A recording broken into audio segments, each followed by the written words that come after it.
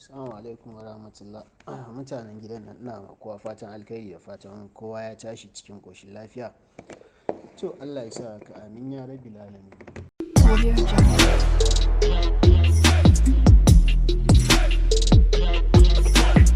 Audio Jungle. Yau na zaɓen ɗan yi lectures akan maganar ko sai dai gaskiya in ka tashi magana akan ko za ka iya ɗiba awa 20 kana explaining duk inda ka ɗauko zai iya ɗaukan ma lokaci. Za ka iya fin awa 22 ma kana lectures akan ko baka ƙare ba.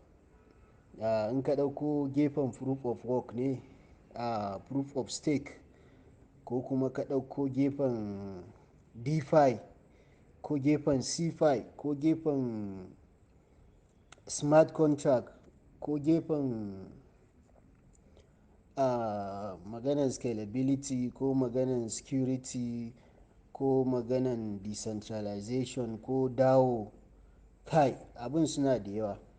Duk kuma wannan ko maganan trilemma, duk wanda ka ɗauka zai ɗauki lokaci sosai. So na zaɓa yanzu dai zan ɗan yi highlighting ko kuma in ce in tunatar da mutane akan abin da suke rike da shi, wato ko. Gaskiya ko da mutane suke gani wato upgrade ne, ko kuma in ce ƙani ne na Bitcoin. Kuma bincike duka ya nuna cewa ko ƙanin Bitcoin ne, ko kuma an upgrading Bitcoin ne. Inda Bitcoin ya tsaya, wato ko zai ci gaba daga gurin. In kuka duba hoto na ɗaya, inda wani ne ya tambaya ya ce, "Sir, what is the relationship between ko and BTC?" Me alaƙar ko da BTC? Sai moderator yake ba shi amsa yake cewa wato ko is the updated version of Bitcoin. Moderator ne yake ba shi amsa. Wato ko shine upgraded version, an upgrading version ɗin Bitcoin ne, wato shine matsayin ko. Wato kamar a ce muna da waya ne Tecno, sai mu ce Spark 1, sai a ce to yanzu an yi Spark 2.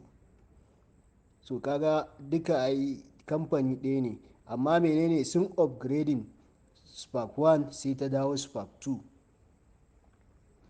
So za ka samu akwai features ɗin da akwai abubuwan da za ka ga akwai a cikin Spark 1, amma kuma Spark 2 abin da ta kunsa ya fi na Spark 1. Za ka samu maybe za a ce ma length ɗin kyamaran, length ɗin storage, yanda capacity storage yake da sauransu. Hakan nan za ka samu na Spark 2 ya fi na Spark 1 da irin su batir da sauransu. So gaskiya duk wanda yake mining ko ya ɗaga hannu ya gode ma Allah, sabida yana mining Bitcoin ne, second Bitcoin. Sabida ba ni na faɗa ba, moderator ne suka faɗa da kansu. Ya ce it follows Bitcoin proof of work and added the Ethereum smart contract with Bitcoin blockchain, which Bitcoin blockchain doesn't have, while also solving the trilemma problem which Bitcoin fails to solve. Kuna ji abin da suka faɗa? Suka ce wato shi Satoshi ya bi tsarin proof of work na Bitcoin, sannan kuma ya yi ƙara ɗauko wani abu daga jikin Ethereum smart contract. Shine wannan EVM ɗin nan da muke magana, wato Ethereum virtual machine. An gutsuro fasahar Ethereum, aka zo aka manna, aka gutsuro fasahar Bitcoin, aka zo aka manna.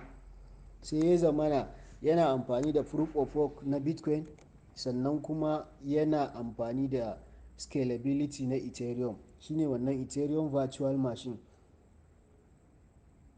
Kun ga anan, in me Bitcoin ya zo ya delegating hash power shi ma validator, sannan kuma kai za ka kawo ko ɗinka, kai ma ka delegating. An haɗa menene? An haɗa proof of work ga kuma delegated proof of stake. shine blockchain ɗin ko ya samu tsantsan security na wannan hash power bitcoin ɗin da aka delegating mai. Sannan kuma ya zo ya tsakuro wannan fasahar ta ethereum, wato ethereum virtual machine, yanda za a ɗora mai a smart contract, zai kuma validating transaction infinity, ba adadin transaction, kamar yadda na ji na Solana ana cewa yana transaction kamar 250 ne ko 500 between that range. Shi wannan fa a transaction ɗin da zai ma ba adadi, saboda yanzu za ka samu bitcoin ba shi da wannan scalability, sannan kuma za ka ga tps din shi ma ba shi da yawa, ba shi da saurin transaction, sai dai tsantsan security kawai. So gaskiya wannan second bitcoin ne, wanda bai sani bai sani cewa abin da yake mining yanzu second bitcoin ne. Mun ga abin da ethereum ya yi, an gama mining an shiga kasuwa, to wannan kamar za a ce sharan fage ne mako, don wallahi abin da aka samu insha Allahu a jikin remitano bai fi ka samu kudi irin, bai fi irin ka siyar da ko guda ɗaya ba ko guda biyu, insha Allahu za ka samu wannan abin da ka samu. Ina faɗan wayanda suka samu ƙololuwar samu ne. To mutane gaskiya su san meye ko su san kuma me suke mining a ko. Sannan a wato na biyu kuma wani ne ya tambaya ya ce I want to know the fate of 0.000 gas fee after mainnet.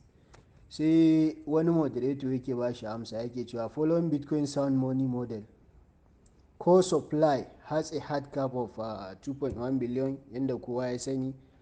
Wato dai yana mai bayanin shi ko ya biyo tsarin bitcoin na wannan sound money model din, wanda me sound money shine in aka yi transaction, to transaction fee da aka samu na ko wannan fees din na bitcoin ana bonin din shi ne, ba wanda yake rikewa. Don haka Satoshi har yanzu sai ya zama fully decentralized. Har yanzu Satoshi ba wani wallet da ya ware wanda transaction fee yake zuwa yake storing wannan transaction fee din, ana bonin din shi ne. Shine wannan money sound din, bitcoin sound money model, shine wanda ethereum su ma suke amfani da shi suke boning.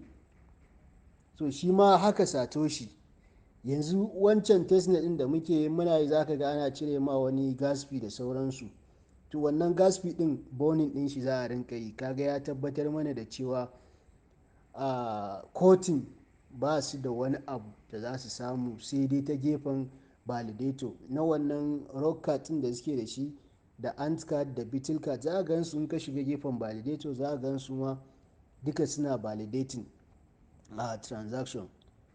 So gaskiya wannan project din ba irin wasu project bane irin su da mitano da suka mana lockup suka ce sai lokaci kaza. Wannan da zaran an yi launching kana da dama ka siyar da shi ko guda nawa kake so. In ka ga dama duka ka je ka siyar, in ka ga dama ka yi delegating duka, in ka ga dama ka yi transferring din shi zuwa wallet ɗinka ka bar shi ka sa mai ido kana kallon shi, ba wanda zai takura ma. Shine wannan fully decentralized, kamar yadda aka yi na bitcoin, aka fito da bitcoin. Kaga bitcoin har yanzu ba za a ce ma wai ga wani wanda yake juya bitcoin ba. Tun da aka saki blockchain din shi ta zama online, shi kenan ba wanda ya tare ma bitcoin ɗinka ya ce wai ya ma lockup ko kuma ya yi wannan sai shekara kaza, sai sati kaza, sai wata kaza. Gaskiya mu gode ma Allah, ko daban ne. Allah ya sa mana albarka a ciki. Allah kuma ya nuna mana lokacin da za mu ci gajiyar wannan abun. Amma ga sani fa ko duniya ne, wallahi ko duniya ne, ko second bitcoin ne. Akwai abubuwa da dama da insha Allah za mu ci gaba da tattaunawa.